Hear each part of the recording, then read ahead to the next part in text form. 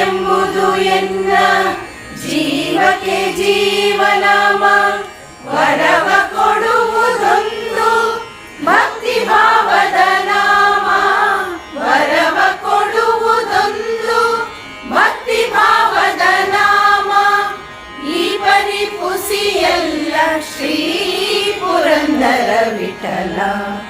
ಈ ಪರಿಪುಸಿಯಲ್ಲ ಶ್ರೀ ಪುರಂದರ ವಿಠಲ